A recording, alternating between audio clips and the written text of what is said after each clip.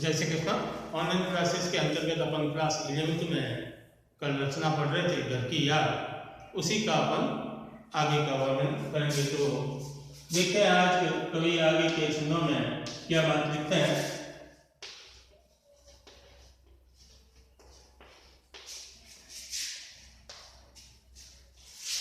कल तक अपन ने पढ़ा जिसमें यह कहा गया था पिताजी को एक क्षण भी बुढ़ापा नहीं व्यापा, वे प्रतिदिन गीता पाठ करके और अपनी एक्सरसाइज करके व्यायाम करके जब नीचे उतरे होंगे छत से, तो अपने बाकी के 4 पुत्र और पुत्रियों को देख करके उनकी आंखों में नमी आ गई, उनकी आंखों में आंसू तैर गए होंगे। उन अवस्था को देखकर उसकी माता जी ने पिताजी की इस अवस्था को देखकर उन्हें समझाने का प्रयास किया। आगे के क्षण में वो माता अपने पति को अर्थात भवानी प्रसाद मिश्र जी के पिताजी को समझा रही है। क्या समझा रही है?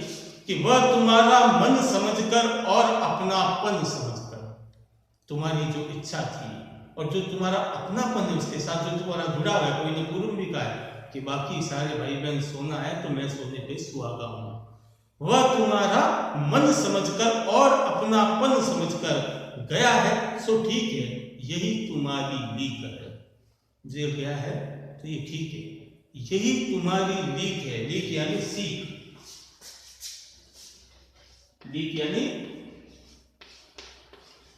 सीख। आपने ऐसे ही संस्कार अथवा सीख उसको दी है, उन्हीं संस्कार और सीख का पालना करते हुए भवानी जेल में गया है। पांव जो पीछे हटाता कोक मेरी लजाता।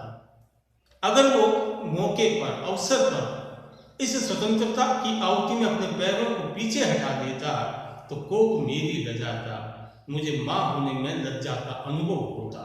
इस तरह हो ना कच्चे रो पड़ेंगे बच्चे। इस तरह तुम अगर कच्चे पड़ गए, तुम ही अगर होने लगे, तुम तो संभलो, सहारा हो बच्चों का।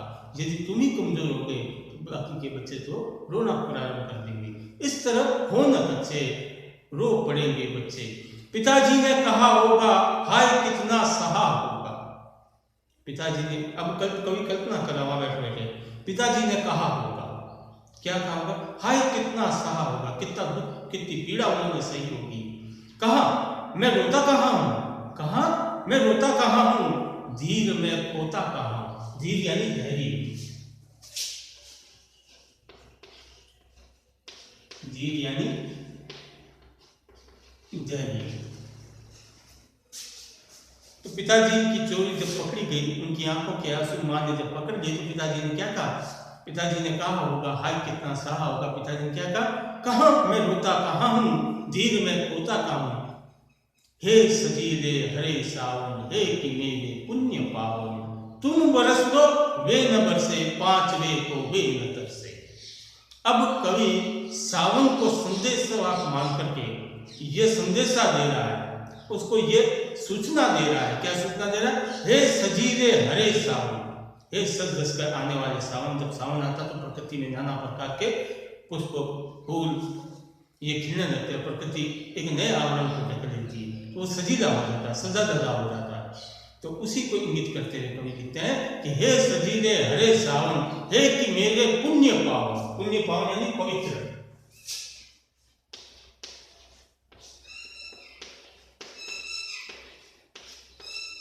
पुण्य पावन का अर्थ होता है पवित्र।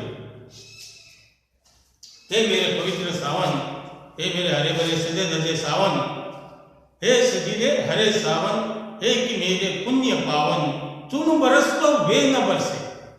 तुम चाहो जितनी वर्षा करो, तुम चाहो जितना बरस दो, लेकिन वे न बरसे। वे यानी माता पिता की आंखें न बरसे। तुम बरस दो वे न बरसे, 5 वे को वे न तरसे। तरसना दुखी होना।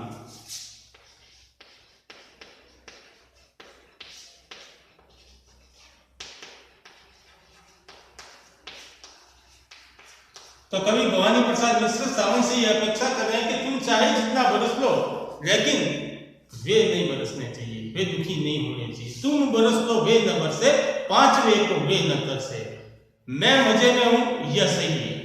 आप तो केवल इतना संदेशा दे देना कि मैं मजे में हूं यह सही है, घर नहीं हूं बस यही है।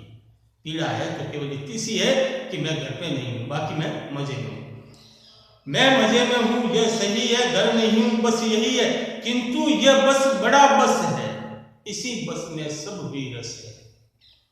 कहने को तो ये इतना सही शब्द है कि मैं घर के स्थान पर यहाँ बाकी सब कुछ ठीक है, मैं मजे में हूँ सही है, घर नहीं हूँ बस यही है, किंतु ये बस, ये जो छोटा सा बस है, बस इसी में सब वीरस है, इस छोटे से बस में ही सब वीरस नीरस होगा। वीरस का अर्थ था नीरस या आनंद की कमी।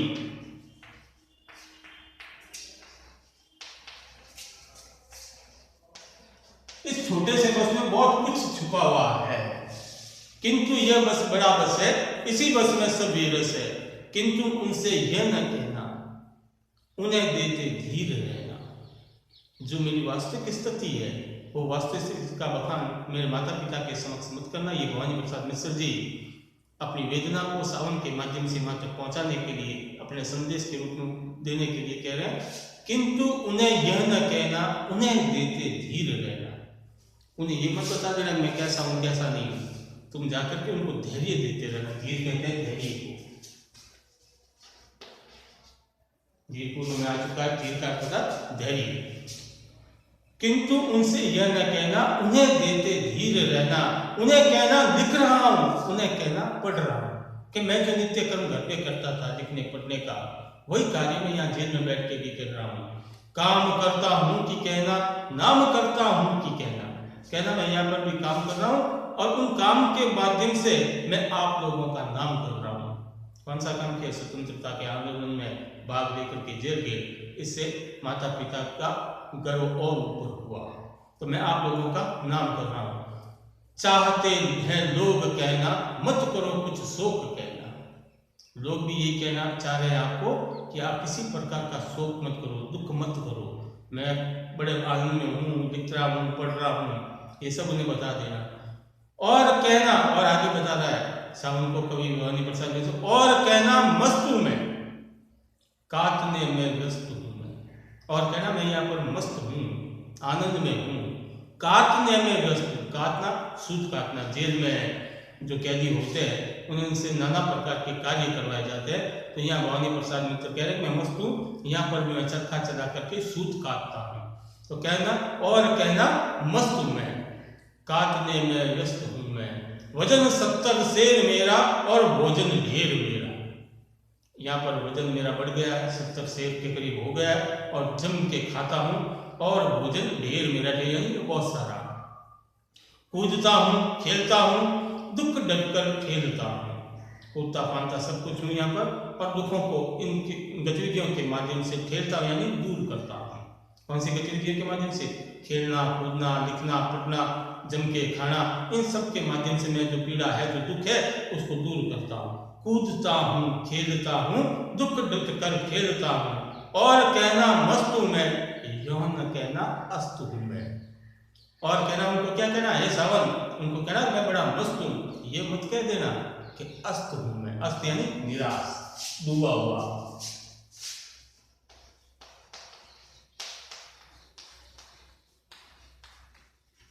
जो वास्तविक स्थिति है, जो वास्तविक वस्तु स्थिति है, उसका बखान मत करना, अपितु ये कहना और कहना मस्त हूं मैं, यो न कहना अस्त हूं मैं। हाय रे ऐसा न कहना कि जो वैसा न कहना, कह न देना जागता हूं, आदमी से भागता हूं। बड़ी सुंदर और मार्मिक पंक्तियां लिखते हुए भवानी प्रसाद कह रहे, हाय रे ऐसा न कहना, हाय रे ऐसा मत कह देना। क्या न कहना है कि जो वैसा न कहना है, जैसा वैसा तो बिल्कुल मत कहना कि जिस अवस्था में मैं हूँ। वास्तविक अवस्था तो क्या थी कि कभी अवसाद में था, दुख में घिरा हुआ था, बार बार उसे घर की याद आ रही थी, खाने में उसका मन नहीं लग रहा था, तो ये सारी चीजें मत कहना है कि जो वैसा न कहना, कह न देना जागता हूँ। ऐसा मत कह देना कि मैं दिन भर और रात भर जागता रहता हूँ, मेरी आंखों में नींद तक नहीं आती, चिंताओं में बार बार मुझे घर की याद आती है, और इस कारण से मुझे रात्रि में भी नींद नहीं आती, मैं जागता रहता हूँ। आदमी से भागता हूँ, आदमी से भी मुझे भय रखने लगा है। चारों ओर जो वातावरण था दिल का, जो शासन प्रशासन जो क्रूरता कर रहे थे उसके चलते कवि कह रहा कि मैं तो आदमी से भी भय खाने लगा हूँ। तो ये सारी बात है, घर जा करके मत बताना। और ये सब किसको कह रहा? सावन को माध्यम बना करके। आदमी से भागता हूं मैं, कह न देना मौन हूं मैं, खुद न समझू कौन हूं मैं। ऐसा मत कहना कि वहां पर तो भवानी जी बिल्कुल मौन हो गए, चुप हो गए, अपने आप तक को नहीं पहचान पा रहे। कह न देना मौन हूं मैं, खुद न समझू कौन हूं मैं। अपने बारे में भी नहीं समझ, यानी शुद्ध बुद्ध खो बैठा। अपने बारे में न जाना यानी शुद्ध बुद्ध खो जाना। देखना कुछ बक न देना। देखना ऐसा नहीं हो कि कोई भावावेश में आकर के तुम बक दो। बकने यानी वास्तविक स्थिति का बखान कर दो। उन्हें कोई शक न देना। ऐसी कोई बात मत करना कि उन्हें शक हो जाए, चिंता हो जाए कि नहीं ये झूठ बोल रहा है, वाह कुछ गड़बड़ है मामला। ऐसी एक भी बात माता पिता के समक्ष मत करना। हे सदीरे अरे सावन, हे कि मेरे पुण्य पावन, तुम बरस लो वे न बरसे, पांच वे को वे न तरसे। हे सजीले हरे सावन, हे कि मेरे पुण्य पावन, हे मेरे सजीले सावन, हे मेरे पवित्र मास, तुम बरस लो, तुम जितना चाहो वर्षा कर लो, तुम जितनी चाहो मैं वर्षा कर लो, लेकिन वहां मत कर वो न बरसे। तुम बरस लो वे न बरसे, वे नहीं बरसने चाहिए। मेरे माता पिता की आंखों में आंसू नहीं आने चाहिए। पांचवे को वे न तरसे। मैं जो पांचवा पुत्र हूँ, उनका जो जेल में हूँ, उनको लेकर के वे तरसे नहीं, दुखी नहीं हूँ। तो बड़ी मार्मिक कविता और अपनी वस्तुस्थिति का बखान कवि ने इस कविता के अंतर्गत किया है।